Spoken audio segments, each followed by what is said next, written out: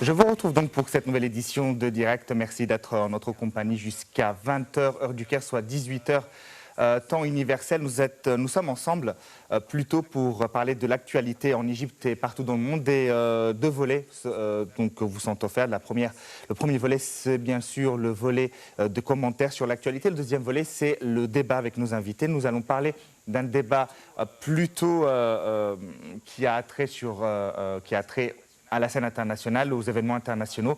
On va parler de terrorisme, l'Europe face au terrorisme, à qui la faute? Et surtout, on va mettre ça en lien, on a plutôt mis ça en lien avec l'actualité qui s'est déroulée à Munich, dans la gare de Griffing, il y a quelques jours.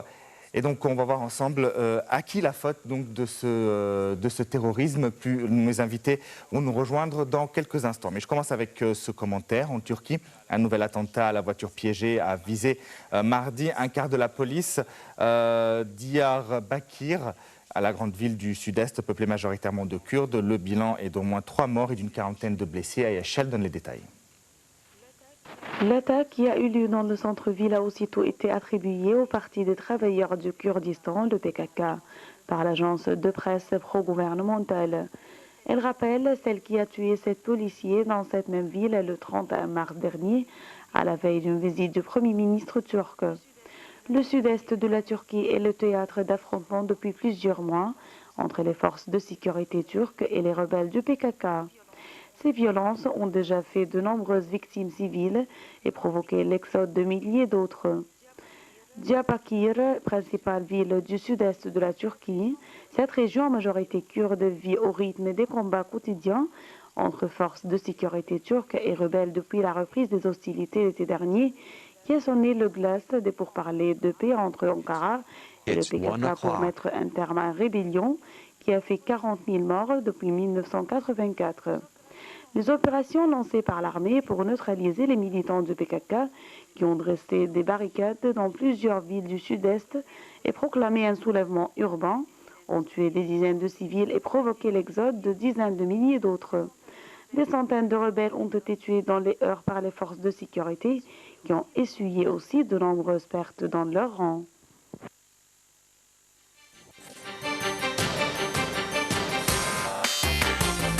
On va parler maintenant économie en Égypte. La Banque européenne pour la reconstruction et le développement, la BERD, a accordé à l'Égypte 250 millions de dollars américains.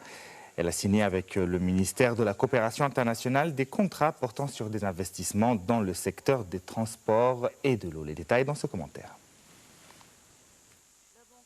La Banque européenne pour la reconstruction et le développement, la BERD, a annoncé la signature de 2 accords pour un montant total de 250 millions de dollars américains avec le ministère égyptien de la coopération internationale. Ces contrats portent sur des investissements dans les secteurs des transports et de l'eau. Le premier contrat vise à réhabiliter la ligne de tramway d'Héliopolis, créée en 1908. Un chantier au coût global de 500 millions de dollars, l'investissement de la BERD couvrira 2 tranches de 250 millions de dollars.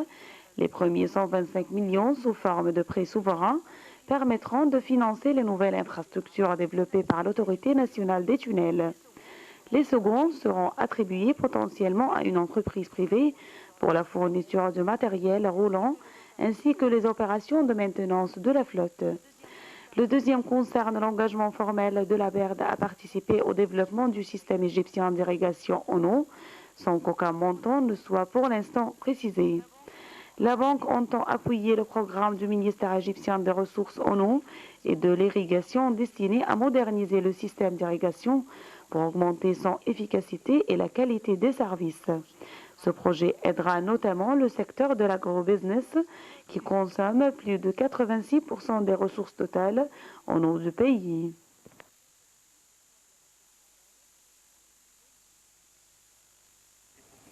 Et pour conclure cette édition d'actualité et de commentaires, le ministre du Tourisme, Yahya Rachid, a favorablement, bien sûr, accueilli aujourd'hui l'appel de l'Organisation mondiale du tourisme, l'OMT, pour la levée des interdictions de voyage en Égypte. Les déclarations de l'OMT ont été faites au début de la réunion du Conseil exécutif de l'OMT en Espagne. Cette réunion marque un début pour l'Égypte alors que le ministre Yahya Rachid présidera le Conseil exécutif de l'OMT pour 12 prochains mois. Et la séance a porté sur la question de la sécurité et le tourisme. Les détails dans ce commentaire. L'Organisation mondiale du tourisme a appelé à la levée des interdictions sur le voyage en Égypte lors de la réunion de son conseil exécutif à Malaga. L'OMT a également appelé le monde à travailler à vaincre le terrorisme afin que le tourisme puisse se développer.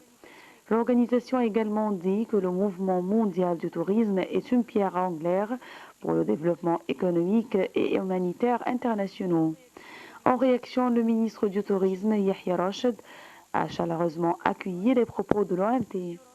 M. Rachid a affirmé qu'il soutenait pleinement le message positif de l'Organisation mondiale du tourisme, appelant les pays qui ont posé des restrictions sur leurs vols vers l'Égypte à les lever. Le ministre du Tourisme a affirmé que l'Égypte a pris des mesures positives importantes pour résoudre les problèmes de sécurité, ajoutant que le soutien de l'OMT doit être chaleureusement accueilli. Il a aussi demandé à tous les pays à étudier positivement l'appel de l'OMT. Selon M. Rachid, le soutien de l'OMT à l'Égypte marque les débuts d'une grande opportunité pour le tourisme égyptien.